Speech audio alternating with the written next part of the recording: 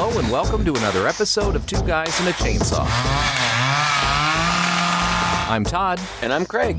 Well, we finished our month of Christmas stuff, but we would be remiss if we don't take advantage of yet another holiday that comes along once a year and honor New Year's. And we have been fortunate enough to be able to find a few horror movies that are tangentially at least related to New Year's. I mean, nothing's going to beat Bloody New Year or New Year's Evil. Right. Those are harder to come by. But this year, we have a request that has been a long-standing request by Chris. Chris, our loyal listener, has been reminding us constantly that Jaws: The Revenge is a film that he would like us to do. Craig, of course, immediately got excited about doing Jaws: The Revenge because apparently you've got quite a history with this one. Mm-hmm. And because it has some New Year's aspect to it, it does take place actually a little bit over Christmas, a little bit over New Year's as well. So it's a good bridge movie. Yeah. Here we are. We're doing 1987 PG-13 rated horror film Jaws: The Revenge. It is the fourth movie in the Jaws franchise, and it is so interesting. We've done Jaws 3D, which I still enjoyed that one better. It was just totally wackadoodle, and it took place at SeaWorld, and how can you really beat that? But this film, it's arguably even less plausible. Oh, yeah. Also has some big names in it and has an interesting storied production history. So, I mean, any sequel to Jaws is going to have an interesting production history because by the time you've hit the fourth one, you do kind of start to wonder if it's really such a good idea. Right. But here we are, and it's the last one, actually, that we've gotten, right? I don't think there's been a Jaws movie since this. Well, not an official one. There's a movie called Cruel Jaws that some people consider a fifth Jaws movie, but it doesn't. There are no real connections. Some Italian production by Umberto Lenzi or something like that. Yeah. I've never seen it. But, yeah. No, this is the last one. And it's kind of a big deal because, you know, the original Jaws, if I'm remembering correctly, was kind of the first, like, big summer blockbuster. Like, it kind of defined the summer blockbuster movie. I mean, it established the whole concept, basically. Yeah. That studios could have one movie that would be so hyped and so big and have such mass appeal and be so thrilling that, you know, you do one or two of these in a summer and then you can bankroll, you know, you can take a risk on all the other films in your catalog because this is, you know, what brings your studio the most money. And obviously, one could argue this has been taken a little too far nowadays, but nonetheless, love it or hate it, really, for this reason. Before this movie, studios had a much wider variety of films that they would do, subjects they would do, experimental stuff, things for various audiences. But this sort of solidified the concept that, you know what? We're playing it safer if we can go for huge hits that are going to appeal to a mass audience, be in that PG-13 realm, and just make tons of money all over the world. And it did, and it was a good movie. I mean, it had... there's lots of interesting stories about it, too. I mean, we've never done the first one, but there are all kinds of stories about how, you know, it's Steven Spielberg, you know, when he was young, and, I mean, Steven Spielberg is still a fine filmmaker, but I think that this was kind of, you know, early in his career, arguably he was climbing the peak to his prime at this point, but hadn't really proven himself 100%. Right? Yeah. Right. But this was huge. I mean, this put him on the map, and there were all kinds of problems with the animatronic shark, and he had to do creative things about that, and lots of good stories there. There's lots of good stories here. I was excited to do this movie because this is a movie that my sister and I watched regularly. Like, really? All the time. We watched part 3 all the time, too, when we were kids. And part 3 is goofy, but it's fun goofy. Like you said, like, it's Jaws at SeaWorld. Like, come on. Like, what's not fun about that? That's awesome. God, it's fun, goofy, and it's got hilarious special effects. It was when they were first doing video compositing, and it looks terrible. Terribly silly. Awful. But there are cheap 3D gags in there. It's a blast. Yeah. And so We watched that. I watched that a lot when I was little. And then when Jaws 4 came out, I remember being very excited about it. And I wanted my dad to take me to see it in the theater. This was 87, so I would have been about 8. He had taken me to horror movies before, so that wasn't a huge issue. The issue was, right when it came out, we were preparing to take a trip to Florida, and my mom was scared that if my dad took me to see this movie that I wouldn't get in the ocean. So I had to assure them that that wasn't the case, that I knew it was just a movie, whatever. So he did. He took me to see it in the theater. I don't remember what my thoughts were about it then, but we continued watching it. It played on cable quite a bit, and I just remember liking it. My sister liked it, but of course, I hadn't seen it in, 15 years at least. I don't know. And so I was excited to go back. But this movie also has a terrible, terrible reputation. People just trash it. It was trashed by the critics. If you read, fan stuff online, I mean, they just talk about how this is just absolutely the worst, and it totally killed the franchise. It's awful, awful, awful. People sometimes call it one of the worst movies ever. I don't think it deserves that, but... No. Yeah, I went back and watched it yesterday. I don't get it. I still like this movie. It's not that bad. It's not, but here's the thing, and this is the thing that I think makes this different from the it doesn't make it different from the other ones. I mean, the point of Jaws is kind of like the point of Moby Dick. It's really not about the shark, right? It's about the people dealing with the shark and their various obsessions and their conflict and their issues, right? Like, I mean, if you don't want to mess with a shark, you just don't get in the water. Right. And I think when this movie was proposed, I believe there was a new studio head at MCA Universal, Sidney Sheinberg, famous producer, CEO there, and thought that if they made another sequel to Jaws, they could make a profit and follow off of... Like Jaws 3D, even though it's goofy and it got panned as well, it was a commercial success, even though it got, negative reviews. And I think also Universal Studios theme park had a Jaws ride that they thought they could promote as well. Yeah. And so... he came up with the idea and not only put it together, but put it together in super record time. There are people involved in the production of this movie that said in all of their years of working on a movie, they've never seen a project come together so fast and be done so quickly. So he really pushed it through. Anyway, the point of Jaws, right, is the people. And I think to his credit, he sort of recognized that. And it seems to be, when you read the interviews, and I went through and read a whole bunch of contemporary interviews of the people involved in the production, doing promotion for this movie, Michael Caine, all these folks who were in it, they all kind of said the same thing. They said, we got involved with it, even though it's quite silly to do a fourth Jaws movie, and nobody's quite sure it's a good idea, because we like the script. Because we saw the humanity of the characters. Yeah. Ellen Brody comes back. They tried to get more people to come back, but they wouldn't. But, Ellen Brody was played by... Lorraine Gary. Yeah, and she saw a really interesting part here. And you know what? She does have an interesting part in this movie. She does. Her character is interesting. And she does a good job. Yeah. I think, though, by now, your fourth Jaws movie, people were maybe expecting a little more action. Yeah. I think that's it. We saw Jaws 3D is full of action. It's quite gratuitous, and that's part of what makes it fun. And Orca, which, is not made by the same people, but we quite liked it because it was goofy and ridiculous, but it had a ton of action. Yeah. It had great set pieces. This movie is supremely lacking, I think, in that. They took what they thought was the key to the original Jaws, which one could say is true, is, focusing on the characters. But they almost did so much of that the frickin' shark barely makes an appearance. Yeah. And things don't really start happening significantly until we're 2/3 of the way through the movie. Right. So I think that's the only sin this movie commits, I really do. It definitely has its flaws. The premise that... Well, that's a bigger sin. I'll just put it that way.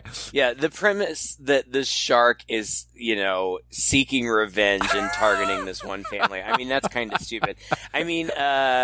Really, if you get into the weeds of what the plot was supposed to be, they really toned down the stupid. I don't know. But I mean, I don't know. That's. Okay, so the whole revenge thing is kind of stupid. The effects aren't great, but you have to take into consideration this is 1987. Yeah. And so the shark looks like a giant bath toy. Yeah. Like, it's ridiculous. It's fake. It has very little motion, very little mobility at all. Like, when it comes up out of the water and submerges into the water, it just like floats to the top and then like descends back. Like, that's not how sharks move. It doesn't look real at all. Frankly, I think that I would take this over bad CGI. At least it's a real tangible thing that you can see and that looks not like a real shark, but like an actual real thing that people can react to. So I'll somewhat forgive it for that. But honestly, I think tonally, this takes it back to the tone of the first movie. Yes, it does. It's serious. It's based very much in family and relationships. It's trying to get us very sympathetic to these characters and people before they start having to face the shark. Yeah, and in that regard, it is not bad. Correct. The performances are fine. These are perfectly fine actors. Yes. And I actually am invested in their characters. I care about these people. So okay, Jaws 1, great movie. You know, I mean, it's a classic. It's a great movie. I'm going to skip Jaws 2 for now and say Jaws 3, highly entertaining, cheesy popcorn flick, goofy, knew what it was doing, fun. I enjoyed it. The reason I skipped Jaws 2 is because Jaws 2, I think, is still, people hold it in pretty high regard.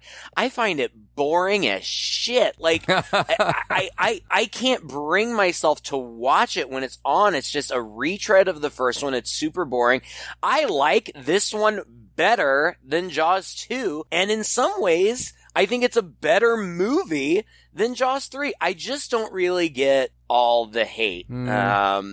Cause it's not that bad. And like you said, I think that the most interesting things that we'll talk about are some of the behind the scenes things, cause there are some really interesting things going on. But this movie takes us right back in the beginning, to Amity Island, the setting of the first one, and you get this classic shark POV where they sample, you know, the original Jaws theme. It's just kind of that classic, you know, Jaws opening, the underwater shots, the surfacing shots. You don't see the shark. It's all POV, which was established in the first one primarily because the animatronic didn't work. So they had to work with, POV type stuff. And then we cut back to Ellen Brody, the wife of Martin Brody, the main character from the first movie, played by Lorraine Gary, who I don't know a whole lot about. I know that she was an actress, but I also know that her boyfriend was a studio head. And a lot of people think that she got maybe her role in Jaws for that reason. But whatever, she's fine. She's back, and she's making dinner with her youngest son, Sean. Who is super annoying. Yeah, he's really annoying. We are getting a big tree, and we're getting out all the old ornaments, and we're going to do it right. And we're putting out cookies and a bottle of beer for Santa. All right, we'll do it all. All right. Tiffany, do you have any idea what a madman you're marrying? Yes, I do. I gotta go check in. Okay. See you later. Love you. Bye. Me too. Sean and his brother Michael, they're children in the first movie. Michael is a teenager in the second movie, and they're adults in the third movie. And in the third movie, Michael is played by Dennis Quaid. And they tried to get him to come back for this movie, and he wasn't interested, which is fine, but kind of too bad. Yeah. I wouldn't have minded seeing him come back. Bess Armstrong, who played his girlfriend in part 3, they wanted to get them both back. And both declined. So they recast them, but the actors that they recast are perfectly fine. Anyway, Ellen is making dinner, and she gets a phone call from her granddaughter, Thea, who ends up being one of the main characters in this movie. She's absolutely adorable, and I think a great child actress. I feel like she's just one of those kids that gets acting. Yeah. That gets that acting is just pretending, and so she comes across as very natural, very childlike. Well, she didn't do much except, she did Ducky in The Land Before Time and Anne Marie in All Dogs Go to Heaven. Those are the last two things she did, and I love both of those movies. I loved them as a kid. Yeah. And her story is absolutely tragic. I mean, it must have been an abusive relationship that her family was in, because I think just her dad was crazy. Yeah. And when she was cast in this movie, she and her mother were going to the Bahamas. Most of this movie was shot in Hawaii, but I think that they did some of it in the Bahamas. And, as she and her mother were getting ready to leave, the father held a knife to her. I mean, we're talking like an 8-year-old girl, held a knife to her throat and threatened to kill her, and said if they didn't come back from the shoot, he would kill them both. And so they did go back, unfortunately, because then just a little over a year later, he did kill them both. And then himself. And that's terrible. I mean, I think that she probably had a very promising career ahead of her, and tragically that was taken from her. Yeah. Super sad, and kind of makes watching the movie sad because she's so cute. But anyway, it's family stuff, just reintroducing us to the family. Sean's got a fiance. They're getting married soon. It's Christmas Eve. But Sean gets, I guess he has followed in his father's footsteps, which is out of keeping with part 3, but apparently the writers of this movie didn't watch part 2 or 3, so there are some inconsistencies. In part 3, it's established that Sean was so traumatized by the events of his childhood that he moved to Colorado and wanted to be as far away from the water as he possibly could be.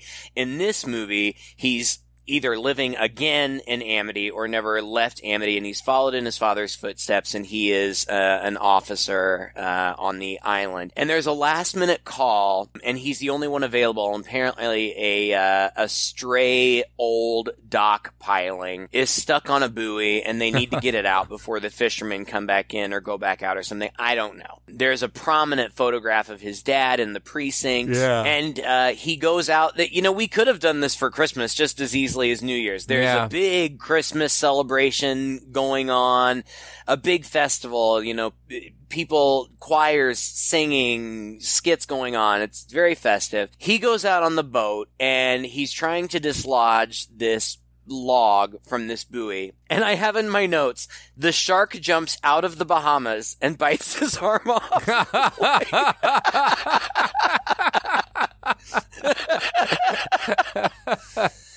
They reuse so much footage in this movie, like the same shots of the shark jumping out of the water over and over again. And seriously, when this shark, you don't even see him and the shark in the same frame. The shark just jumps out of the crystal clear, day-lit blue water. Yeah. It's hilarious. Hilariously bad. Yeah, I mean, it's stuff like this that gets you the, worst movie of all time thing. Like, come on, guys, get us some continuity here. You had a shark you could control. Wait till nighttime and do it again, and just get a shot of that. Well, and I'm sure that they didn't even have the animatronic in that location was probably part of it. They only had it in Hawaii. That's where they shot it, whatever. But it jumps out of the water. It bites his arm off. He leans over the side to call for help, where he's attacked again, and it's pretty brutal. He's floating, like holding onto a log, screaming for help, but this festival's going on, so nobody hears him. And he eventually is pulled underwater and doesn't come back up. And the next morning, his mom has to ID his body, which is sad.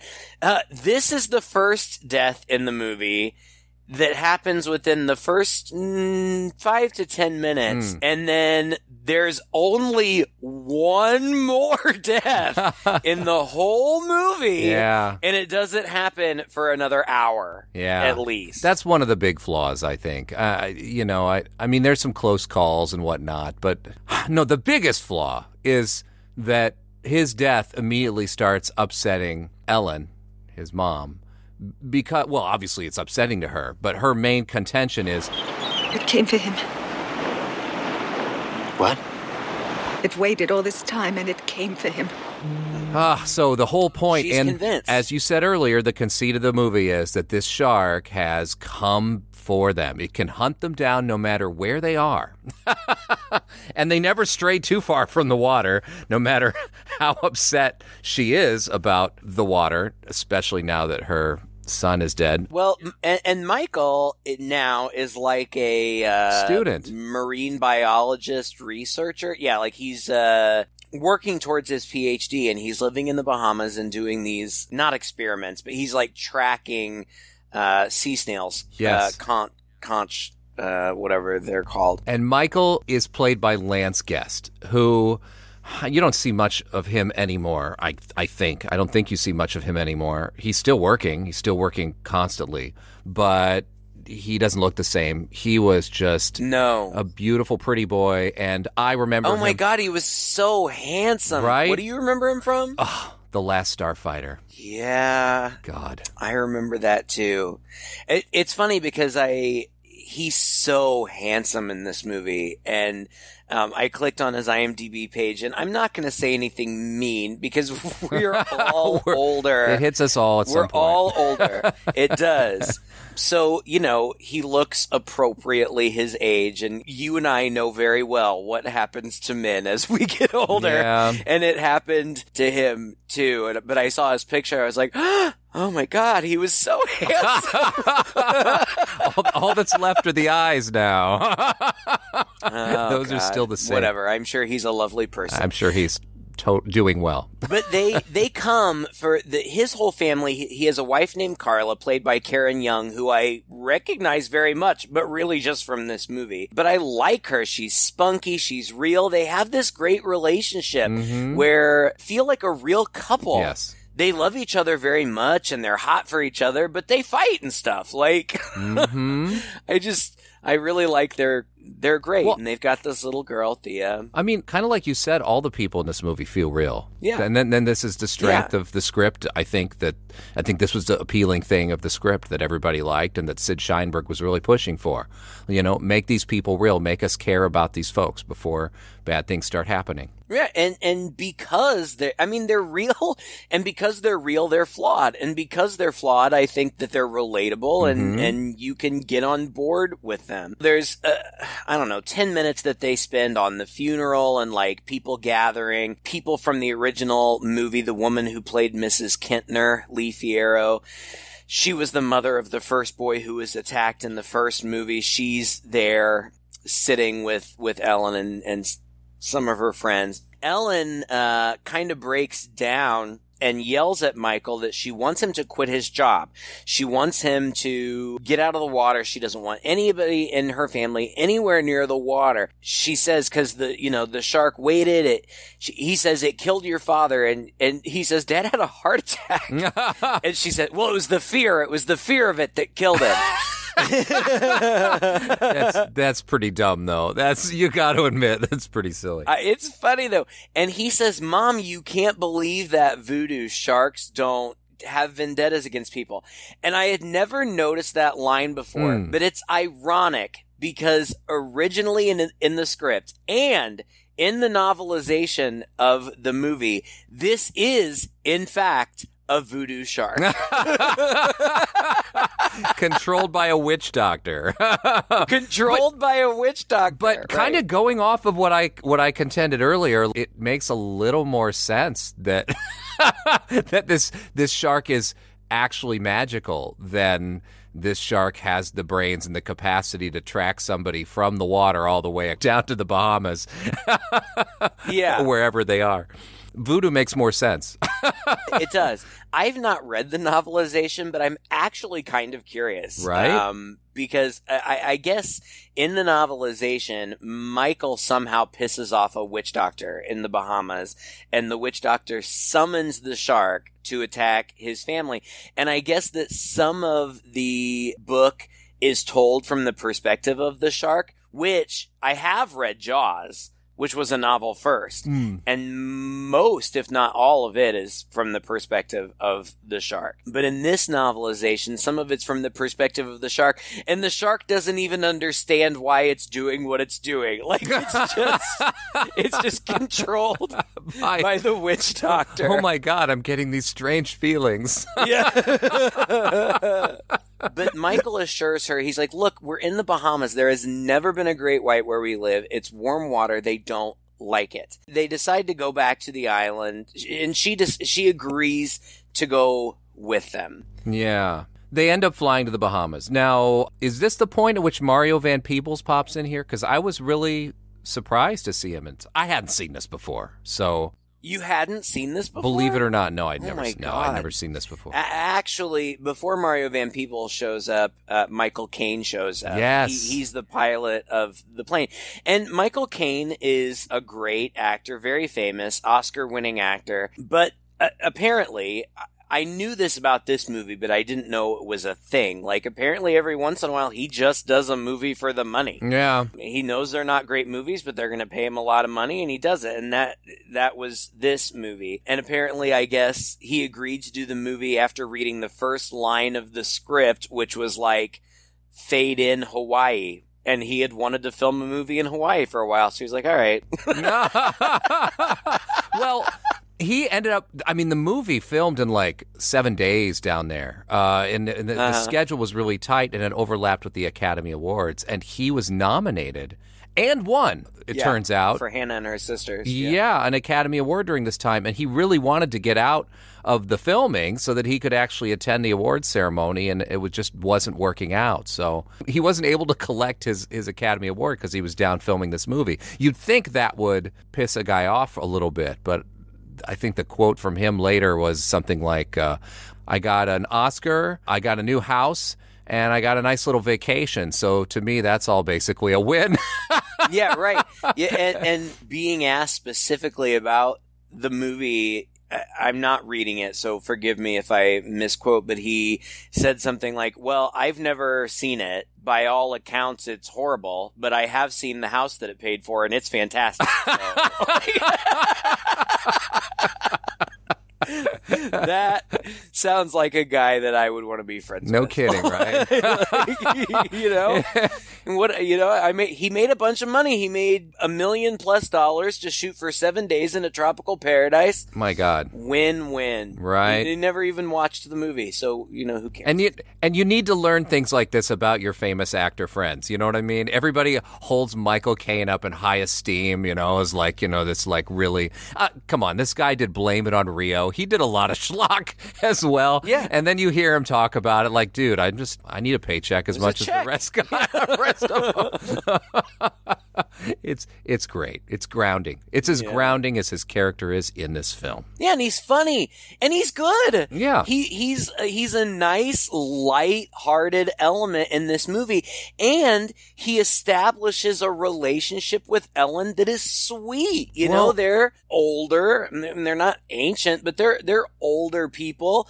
But they spark this flirty, cute, romantic relationship, and it's believable, and I was rooting for them. Yeah. It's so cute because Michael sees this relationship budding, and he's concerned about it because he doesn't know who Hoagie is. Hoagie's just, he knows he's a big gambler. He flies a charter plane, and Michael seems suspicious about this.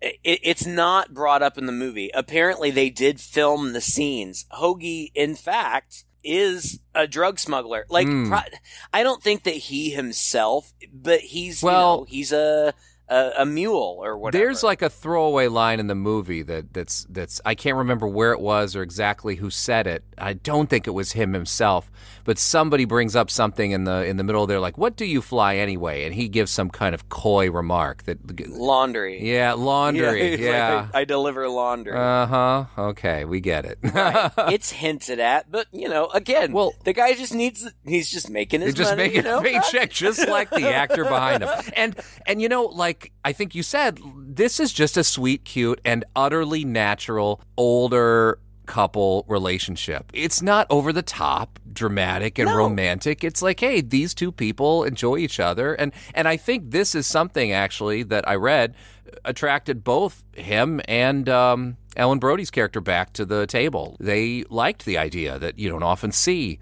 an older couple romance in a movie. It's always young people getting together. And this was nice. This was another nice touch. Yeah, I thought so too. I really like that element of it. Ellen is still nervous about the water. She kind of freaks out when they get back to Michael and Carla's house, and Thea's like swinging from a dock, and she kind of freaks out or whatever. Mm-hmm. I should also mention that Carla apparently is an artist. She is she's been commissioned to make a sculpture for the island, and it's called Tourist on the Loose, but it's very reminiscent of a shark. Of a shark attacking a person. Like, what the hell? It looks like, I mean, it's abstract, but it's very reminiscent of a shark. Like, are you trying to rub this family's tragedy in its nose even more?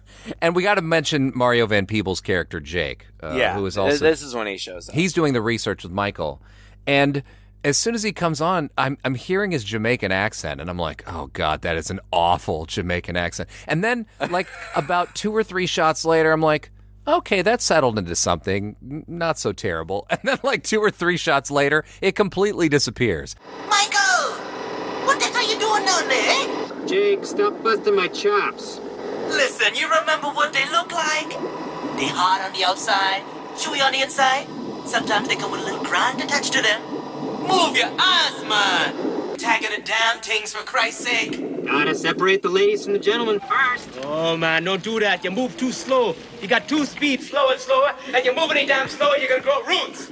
Like, there is a very inconsistent, sometimes over-the-top Jamaican accent coming out of this man's mouth. Yeah, it is. But, I mean, he's a likable guy, too. But again, Michael and Jake, his name is Jake, they're PhD students, they're working together, they're partners, but they're obviously very good friends. And, you know, their wives are friends, like, you know, they're good friends. But just like Michael and Carla, Michael and Jake have a very real relationship. Like, they get on each other's nerves and bicker sometimes, but ultimately they have each other's backs. They care about each other. They're invested in one another. Just real characters. And Mario Van Peebles looks great in this movie, too. He does. Very handsome. They have Christmas. Jake and his wife, Louisa, who's gorgeous, come over for Christmas. And this is when we get the first full shot of the shark, and it's swimming around in these Bahamian waters. And so it's very bright and very blue. But I also got the sense that the ocean in the Bahamas is never more than like 7 or 8 feet deep. Yes, like, if that. Like, regardless of how far out into the sea you go, you could basically swim to the bottom, touch it, and come back up. I don't know not why walk it's so along shallow. there. Even when Michael Caine comes up paddling in a boat onto the shore, I'm thinking, God, how does that boat keep moving? It's clearly scraping the sand. That happens here, but Ellen is making a sandcastle with Thea on the beach, when all of a sudden she gets a strange feeling and looks out over the sea. And I don't think I'd ever noticed this before, but you hear the roar of the shark, and she hears it too. Yeah. Like the shark is like, I'm here. The shark literally roars. It's interesting. Don't think it's... You know, people make fun of that, and at the end, it's even more obvious, but paying attention this time, I was like, holy shit, that shark just roared and she heard it. Like, that's crazy. I mean, I did get a little tired of her little premonitions. It was just constant. I think there was something... Here's an issue I have with the movie. We're not quite there yet, but I'm just going to foreshadow it. I'm just going to talk about it right now, is that this film spends a ton of time setting us up for her conflict with just the whole idea that they're even by the water now. She doesn't want her son working in the water. She wants him to change jobs. They have arguments over it. Every time she gets steps in the water, she's getting premonitions, and she can't sleep at night, and all this stuff. Having nightmares, yeah. And as soon as this relationship with Hoagie blossoms, it's like next scene, she's explaining to her son, you know what, actually, I'm cool. I'm totally fine. I've gotten over it. That's not fair. It's bothering her, and she confesses it to Hoagie, Yes. and he takes her to, like, it's an actual festival. I can't remember what the name of it is, but it's like Carnival. You know, it's like a parade, lots of dancing, celebration. And she tells him, like, I know it's coming to get us, and he tells her, Sharks come and go, Ellen. People have got nothing to do with it. A drink with an umbrella in it. Ellen, give it up. Give it a kick in the ass. Get on with your life. And that's it. That's all it takes. I mean, True. Come on. Meanwhile, at the exact same moment, Jake is down in the sub, you know, checking on the snails or whatever, and the shark bumps right up against this little, and when I say submarine, I mean like a one-person submersible. Yeah. Like it's a tiny little thing. It's not even watertight. It's just something to tootle around in while you're, you know. Right. It bumps right up against him, but doesn't bother him at all. And then it jumps up and attacks the boat where Michael is standing. So Michael knows it's there. Jake is super excited because he's like, now we don't have to study these stupid snails anymore. There's a great white in the Bahamas. It shouldn't be here. We won't tell anybody. We'll study it. We'll, you know, watch its patterns, blah, blah, blah, whatever. And he's all excited. But of course, Michael's like, maybe don't say anything to my mom. He's like, oh yeah, okay, sorry. But you're right. Then, it's New Year's. Happy New Year! Happy New Year's, everybody! 1, 2, 22. Oh, God, may it please be better than the last couple of years. But there's a big New Year's Eve party, and everybody's dressed up, and it's at a casino, and it's Jake and his wife are there, and Michael and Carla are there. Hoagie and Ellen are out dancing. Hoagie and Ellen, like, it seems pretty established. It's not like, it's just very natural. Yeah. It's not like they're like, oh, we're married now, but they're hanging out. Yeah. They're having a good time. It's cool. And there's, you know, a sweet moment where Hoagie asks Ellen to dance, and they dance for a few seconds, but then Michael goes and cuts in. And Ellen tells him that she has decided to stop believing that Sean's death was intentional. And she really seems better, which is great for her, but Michael is conflicted because he knows that the shark is there and it has no business being there. Yep. And so now he's questioning, wait a second. Was she right? Yeah. You know? It's a total flip. And to its credit, that's a cool aspect of the movie. It really, you do see Michael's conflict. Like, he's holding the secret. And he's even had some, you know, ends up having a couple encounters with this shark that he has to hide from her. And it's obviously weighing on him. And in fact, I think it's at this party that Jake almost spills the beans about it. Yeah. Yeah, but comes really close. Yeah. But he doesn't. Ultimately, it probably would have been better if he did. But Jake convinces Michael to take a break from the snails for just a few days to study the shark. And so they chum around the boat. The shark shows up and surfaces. Leaps out of the water, as it always does. Right, it leaps out of the water. It keeps doing this over and over again. It looks terrible. It doesn't look natural at all. But Jake has made like this electronic pulse. Oh, no, that's later. What he's got right now is a tracker that also doesn't it's track its location. Its heartbeat. It monitors its heartbeat, but when it's within range, they can hear its heart beating. Yeah. If it's out of range, they can't. But anyway, so they know when it's close. You know, I actually liked this bit of the movie. I thought it was very clever how they had this thing. You know, it's sort of like in Aliens, when they're tracking the alien through the ship and they have that little device, right? Yeah. And it pulses, and it sounds almost like a heartbeat, but as the alien gets closer, that gets faster and faster and faster. Well, it's not like that with the shark. It just gets louder and more obvious when it gets closer, but it's there, and it's very reminiscent, right, of the whole Jaws theme. It's not a da-na.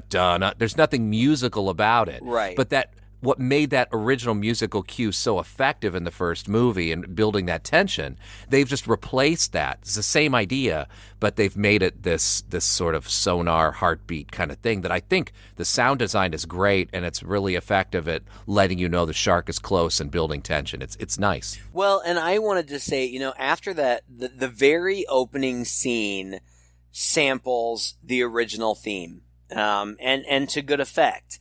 But after that, the score is unique, original. Yeah. And I really like it. I really like the score. It was reminiscent to me of the Goonies a little bit, Troll a little bit. Anytime you're overlooking the water, it's kind of just this twinkly kind of music, and it's I don't know. I really liked the score. There are a lot of things about this movie that I like. But eventually there are cute moments, like there's a moment where Hoagie invites Ellen to stay on the island for a little extra while, and he says, and we can hop on over to this other island for a few days. Or he's basically asking her to go away with him for a few days, and she's considering it. And it's cute. She's like a schoolgirl. She's like talking about it with Carla. She's like, and he kissed me, and I didn't know what to do. Yeah. It's really cute. And Lorraine Gary plays it really well. She's sweet. There's another sweet moment where Thea and Michael share a moment that recreates a moment from the first movie where little teeny Sean was sitting next to his dad at the dinner table and mimicking everything that his dad was doing. The same thing happens here, and Ellen sees it, and so, you're flashing back and forth between what's going on in real time and the flashback. But eventually Michael gets attacked by the shark. He's down in the sub, and they're listening for it on the thing, and they're like, oh yeah, this has got a 3-mile radius. If we hear it, you'll have plenty of time to get up. Well, then right away they hear it, and Jake's like, it's coming fast. Get up here. But he doesn't get up there in time, and the shark attacks the sub, and he has to get out, and he swims to a wreck. Yeah. Like a shipwreck under... It's convenient. Yeah. Under, like 7 feet of water. And the shark... gets in there. 7 feet of water. It follows him through the wreck. It's so bad. It doesn't even fit in there, really. It's so bad. And we know in real life that sharks can't swim backwards, so that shark probably would have just been stuck in there and drowned. Yeah. But anyway, it almost gets him, but he uses his air tank to propel himself to the top, and luckily surfaces right next to the boat. Mm-hmm. So they pull him out. Good thing. I mean, by the way, as a diver myself, I'll tell you that he's going to have even bigger problems surfacing that fast. It's only 7 feet, Todd. Okay, fair enough, yeah. He's not. I don't think he's going to get the bends from 7 feet Well, of water. you'd be surprised, but you're right. It's supposed to be more than 7 feet, but yeah, it's clearly not. And still, Michael doesn't tell anybody. Yeah. Like, I don't know. I don't know if it's out of loyalty to Jake or if he doesn't want to scare them, but he should scare them. That shark is clearly out to get them. But the very next day, he wants to go back down because he's like, if you fall off the horse, you got to get right back on. And he tells Jake, look, I'm scared to death, and if I don't go back down there, I may never get back in the water again. And so he goes down, and there's an eel scare, which was kind of funny. But then we cut to Carla's unveiling of her sculpture, and this is the best scene of the movie. I would say this is one of the best attack scenes of the series. They're on a very crowded beach for this dedication of her statue. And Thea sees that her friends are going to ride on a banana boat, which is just this, literally a big inflatable banana pulled by a boat. I've ridden one of these. They're great fun. Yeah. It's sort of like inner tubing, right? Except on a long banana-shaped thing. Yeah. Oh, they're really big. These are little kids riding it. They're in life jackets, totally safe. And so she asks her mom if she can go, and she's like, Margaret's going, and she's with her mom. And Carla's like, okay, fine. And Ellen seems a little bit nervous, but remember, she's decided she's not going to be scared anymore. So Carla reassures her, and she's basically okay. But Thea gets on the boat, and Ellen gets her psychic feeling again. And she looks out and she sees the shark fin chasing behind the banana boat. And so she screams and everybody looks out and everybody sees it and everybody's running down to the water. The shark attacks the inflated banana. Targets her specifically. It targets her specifically, right. In this whole beach full of people. Right. Her friend's mother, who, must have been just a wonderful woman, picks Thea up and moves her, like pushes her forward on the boat, and then she gets eaten. And everybody is on the beach watching and screaming as this woman is writhing around in the shark's mouth above water.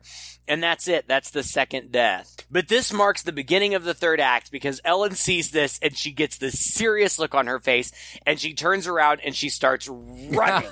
She runs. And I guess that Jake and Michael have come back because she takes their boat. And Michael eventually finds, they don't even know what's happened. Michael comes in to find Carla consoling Thea, who's in shock. And he's like, oh my God, I'm so sorry, I should have told you. And Carla's furious that he knew that there was a shark there and didn't tell. Yeah. But he runs away and realizes that his mom must have taken the boat. So he grabs Jake and they're going to take out like a little fishing boat to look for her, but they come across Hoagie and Hoagie's like, that's stupid, you'll never find her. So he takes them out in the plane. And the plan is, we'll find her, we'll see where she is, we'll call for the rescue boat. Yes. And they'll go out and get her. But when they do find her, the shark is maybe 50 yards behind her, trailing. It knows what boat she's on. She's out there. And what is she planning on doing? I just don't understand. I don't know. But she does stand, I think, on the boat and go, come and get me, you son of a bitch. Yeah. Like, what? And the shark is coming and she's just standing there. What is she going to do? So Hoagie crashes his plane into the water. Well, first he buzzes the shark. Like as it's jumping out to attack her, he like buzzes it and it goes back in the water. And then he swings back around and he does. He just ruins his plane.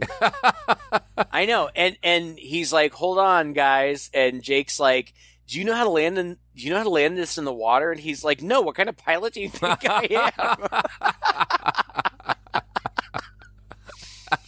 am? But he does. He lands this not water plane on the water, and Jake and Michael dive off and swim to the boat and get there fine. Everybody's in the freaking water when this shark is right there, apparently targeting them. Yeah. It's a really stupid idea. Except for Michael Caine, he stands in the door of the plane and is cracking wise, as he does throughout the whole movie. And the shark attacks the plane and presumably gets him, but doesn't because, after Ellen has a minute to, like, mourn him, he shows up crawling onto the boat, and he's fine. And this leads up to the very end where, first of all, Jake, real quick, puts together this other device that sends out like an electric impulse. I don't know if it's a shock or what it's meant to be, But he thinks that if he can get it inside the shark and they can trigger it, it'll drive the shark crazy and it'll die or something. I don't know. And so he gets on the mast. Oh. Is it the mast? I don't know. The part that sticks out the front of the ship. And the shark jumps out and he does like spear it into the shark's mouth. But then he gingerly lowers himself into the shark's mouth. Yes, I know. At first I thought it was like slow motion or something, but no, he just lowers himself. It's bad. Like he doesn't even slip or anything. He just... No. And you see, okay, so then he's in the shark's mouth. He's all bloody and he's beating on the shark, and you see it take him down, thrashing him around under There's the water. No way, right? There's no way. Oh, it's crazy. And then so the mom is driving the boat, and they see where the shark is, and she turns the boat right towards it. Michael has this triggering device, and he's pushing it, and every time he pushes it, there's like an electric and the shark screams, literally, and jumps out of the water. And it becomes evident that she is headed straight for it. And so right as she's getting close to it and it's jumping out of the water, she has flashbacks to the death of all of the members of her family that she did not witness. That's in my notes. Grandma's having visions of stuff she never saw. Arguably, she saw, Thea be attacked, but not from that angle, that perspective. And she did not see Sean or Martin getting attacked, but she has flashbacks to it nonetheless. Well, or the movie versions. It is. To be fair, it is fun to see the flashback to part one with Martin Brody on, what is it? The prow? That's what it is, right? Something on the prow of the ship, holding the gun, and Ellen is pointing the front of the boat at the shark, and just as the shark rears out of the water, and you see that the front of the boat is going to impale it, in the flashback you see Martin say, "Smile, you son of a bitch," which is one of the greatest lines in cinematic history. And he fires the gun in the flashback. I saw this movie in the theater, so let me tell you about my experience. When I saw this movie in the theater, what happened was the stick, the big post that sticks out of the front of the boat, impales the shark, and it screams, and blood flies everywhere, and you see it impaled, and you see blood flowing out of its mouth, and the weight of the shark breaks off the entire front part of the ship, and everybody on the ship falls down to the ground. And then you see the shark bleeding profusely, sinking with the whole front of the boat down to the bottom. And that's basically the end. There is a scene after that where you see Ellen fly away. That's it. Now, I remember seeing this on television years later, and the ending was totally different. And I was like, what the fuck? Like, this is not how the movie ended. Mm-hmm. It turns out that what I saw in the theater was the theatrical release. After it had already been released into theaters in the United States, I guess the ending wasn't received well. So while the film was running in the United States, they went back and did reshoots. They reshot the end. And when they released it in Europe, they released it with the new ending. And then every DVD release, every home video release since then has used the European release. Yeah. Apparently for a little while on AMC, the cable network, they were still occasionally showing the American one, but nobody does anymore. And the new ending doesn't make any sense. Oh my God. This is what I saw. So this is my first time seeing it. She pokes it with the sticky thing, and the shark explodes. Inexplicably, it explodes. I was like, did I miss something somewhere in here? Was there an explosive involved in any of this? It explodes quite violently, and everybody kind of leaps off the boat. And who just sort of surfaces up in the water but Jake, who's just sort of bleeding a little bit from his shoulder. It's like, are you fine. Kidding me? This guy was halfway in that thing's mouth thrashing around, just as bad as the girl earlier who died. There's no way. Yeah. There's no way. Where did he come from? No, God. it doesn't make any sense. And I feel like with that new ending, with them all popping back up in the water, they were trying to do a throwback to part 1, where Richard Dreyfuss and the main guy, Martin, are left swimming in the water. I think it was kind of a callback to that. But the exploding shark makes no sense. And they just reused the footage from part 1 with this shark sinking. Mm-hmm. I just don't get it. I much prefer the original ending. Did you watch it on YouTube? You can watch it on YouTube. I forgot to look it up, but just hearing you describe it makes 10 times more sense than what they ended up reshooting. It makes a lot more sense. And you can watch it on YouTube. Apparently, I know that AMC does this because I've seen it with other movies. They will take movies and they will air versions of them with additional footage that never played in theaters or in any video cut. And they've done that with this movie. So you can go online and you can watch the original ending, and you can watch like almost 15 minutes of cut footage. It's nothing exciting. It's not even particularly interesting. But if you're interested in this movie, if this is a movie that you enjoyed and you're curious, it's there. I watched them. It was 15 minutes. I had 15 minutes, no big deal. And like I said, then there's a last, 2-minute scene where you see Ellen's going home and everybody's happy and everybody says goodbye, and they fly away and Hoagie's telling one of his goofy stories. The end. I will say again, and without embarrassment, that I still like this movie. I enjoyed watching it. It was, it's an hour and a half. We have seen movies that have been so much worse. It's not even like so bad it's good. It's just like, it's fine. I think that it's a perfectly appropriate sequel. Is it in quality as good as part 1? No. Are sequels ever as good as the first one? Very, very rarely. Yeah. Very rarely. And I would say that I like this. I like it better than part 2. And I would say in terms, even though they're very different tonally, in terms of entertainment value, I'd say it's on par with part 3. It's not as exciting, but it makes up for it with characterization and relationships and that kind of stuff. I just think it's a perfectly fine movie. I don't understand why it's so maligned. It's not great, but it's not that bad. Yeah. Going back and looking at it, knowing that it's really old, and we're just talking about the 4th and final sequel in a history of Jaws films, one thing.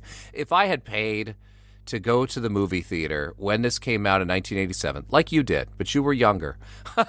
Yeah. If I had paid to go to the movie theater to see this when it came out, I would have been disappointed. It was kind of boring. If it hadn't been titled Jaws, I don't know, man. Just like when there are hardly any shark attacks, one person dies, maybe 2, depending on the ending you've seen, and the shark doesn't really. There's no real showdown with the shark until 3/4 of the way through the movie. How much family drama did you pay to come to the theater to see? You know what I mean? Fair enough. I can understand that. Plus, it's true. Some of the dialogue's pretty ridiculous. The whole concept is preposterous, which apparently they all knew going into production. The director admitted it. He said, we were all just sort of burned out creatively going through so many pitches that we figured, well, we knew it was stupid, but maybe we could make it work on screen. Yeah. So there's that. There's, again, the silliness that we've talked about with the production where, like, some of the shots don't match up. The shark looks goofy. This same reused footage, and everything looks like it's about 7 feet underwater because it is. All of that kind of combined, it's not a good movie. It's not like the epitome of craftsmanship that you would expect from the most expensive movie to be one of the most expensive movies to be released in 1987 with a ton of hype behind budget. it and built on a franchise that has a lot of respect. And I mean, the third one maybe, but still, like, it's Jaws. It's supposed to be Jaws the Revenge, and you get kind of a lot of silliness that you're being expected to take seriously. So, and family drama. That's fair. It is a lot of family drama. I don't know. I kind of felt like that was intentional, and so it didn't really bother me. It's good family drama. It's a Jaws movie. Yeah, it is. I think the only reason that I'm so defensive of it is just because it's so widely and adamantly criticized. And it's fair to say it's not a good movie. It's fair to say it's not a great movie. But to say that it's the worst movie ever, no. Absolutely God, no. not. Absolutely God, not. no. It is not that Not bad. even in 1987. No, for sure. Anyway, there's a New Year's Eve party. Woo-hoo! Happy New Year, everybody! Happy New Year, everybody. Yeah, and I just want to say, gosh, another year comes and goes. It's crazy. Honestly, it seems like we were just doing this, wishing you a happy new year. Time goes by so quickly, and I'll probably repeat myself, but just once again, another year down. Thank you for sticking with us through all of this. I know that some of you have been with us for years. Some of you, are only recently discovering us, and we welcome you with open arms and are glad to have you. To have as much support and to get as much engagement as we get from you all. This was a request. We get requests regularly. We try to fulfill as many of those as we can. It's really fulfilling, and it's a bright spot in what has been a really tough couple of years. And hopefully this new year will bring some relief. But one way or another, we're in it together, and we're here for you, and we'll be bringing you crappy movies. We got a whole load of crappy movies. 2022. Yeah. You ain't seen nothing yet. We got to thank Chris again for the request, and it was great to be able to review this movie, and thank you all to your listeners. I'll just echo exactly what Craig said. Find us online. Share us with a friend sometime this year would be great for us. We love to get more listeners and to spread the love a little bit. Like Craig said, let us know what you think of this film and give us requests for the times coming up. Haven't done a theme month in a while, unless you count our Christmas month as a theme month. So it's probably what could be coming at you next early in the year. Until next time, I am Todd. And I'm Craig. With Two Guys and a Chainsaw.